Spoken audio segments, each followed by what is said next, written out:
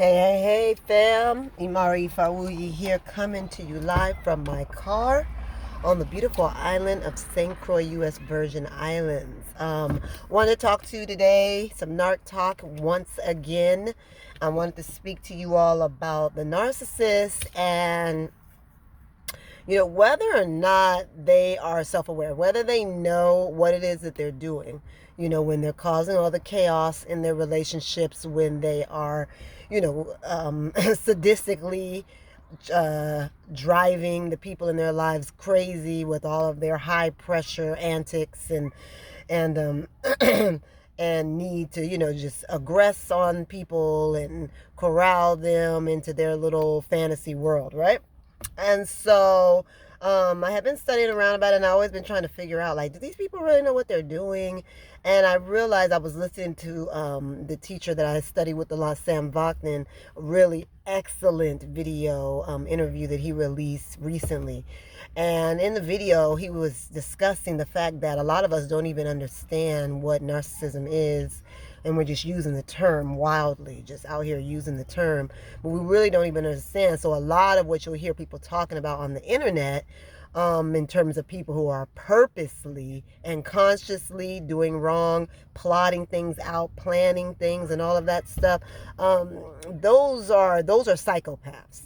So I think, if we want to use the medical terminology, we should try to get it right if we're going to use the actual psychological terminology, not even really medical, but the psych terms. So a lot of what we've been describing with this methodical planning out and this attack and all of this, that is a psychopath. And a psychopath, as some of you may or may not know, is someone who literally just doesn't even register human emotions. They don't respond to any of the stimuli of being human that people would. So in other words, the things that we think are just awful, if they were tested, nothing would register there. They just really are just different types of beings. They say that they are very, very early in life, before 2 years old, a psychopath is made. So these are beings that just, they're a whole different level of not giving a F, right? But the narcissist, the narcissist has emotions. The narcissist cares, but the narcissist cares about is it cares about you being in cahoots with him or her in his shared fantasy. So the thing about the narc itself is that the narcissist is living in delusion and is really like in psychosis a good portion of the time, because they don't live in reality. Any of y'all who have had to engage with these narcs, y'all know these are people. Sometimes you'll be talking to them and it's like they are in la la land. They're literally trying to convince you that something happened that didn't, right in front of your face. We call it gaslighting, but in their minds, in their delusional minds, the fact of the matter is that's what they saw. That's what they believe.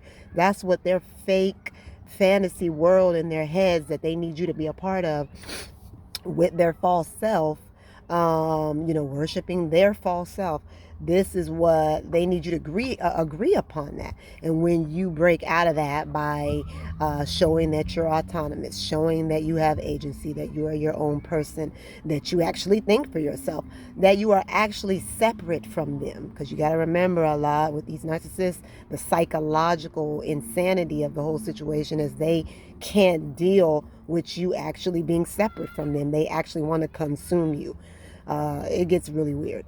They really want to consume the other. They want all of your energy, all of your force. They want to suck it in and merge with you. And so they can't healthily and happily stand the fact that you are a separate thing from them, that you're not actually an extension of them. And so because of that, if there's anything you say that's not in line with this fantasy in their world, in their head, it causes a violent potential rage or some kind of outburst of some sort that is very disconcerting for those that are having to deal with it, and very traumatic. They can be very traumatizing. So that's, I think it's important that we really educate ourselves really well on the differences. If we're going to be using the psych term, some people would rather just call them demon possessed. Some, I consider them to be just bad witch, like warlocks, just terrible. They're terrible. And that's an aspect of how narcissists behave. There's levels and levels to what they're dealing with. It's an incredible psychosis. It's just the more I've studied and learned, the sadder it's made me. Not because I feel sorry to the point where I want to engage with any of the ones from my past again. Never. But never will. But because it is just heartbreaking to think that someone would be so terrified of something that they would split off from their own selves and create like a false self and expect everyone in their world to engage with the false self while they've allowed their real being to be completely diminished and just to wither away basically, and to just be so schizoid and so they're just really sad people. They're very isolated people. It's very hard for narcissists to engage like other people. They literally just don't know how to. And going back to what I was saying about the psychopath versus the narcissist, the narcs do to a degree understand what they're doing, but it's unconscious. So they're doing things based upon like this primal need to act out in a certain way, and a lot of that has to do with them trying to work through and run through these childhood but really the mother relationship. So the mother with the relationship with the mother, something happened there where they were able to split off and become autonomous beings from the mother at a very young age, somewhere between, I think he said, the age of 2 to 9. So inside of that period, something didn't happen that was supposed to happen. I think it's called separation, individuation, and so they're stuck from the age of 2 to 9 developmentally. This is how low level thinking, how childlike these beings are. And so they're stuck developmentally in the age of 2 to 9. Something just didn't take place that was supposed to. And so when they, are having these engagements that are very negative with their loved ones, and the people in their lives, they can see themselves enough to be like, dang, I really have a pattern of this. But it doesn't mean that they won't do it again or that they can do anything about it. The really saddest part about it is that it's almost impossible for them to not do the things that they do. You know what I mean? Because they don't change. They can't change. It's because of what they have done, what has happened inside of their heads.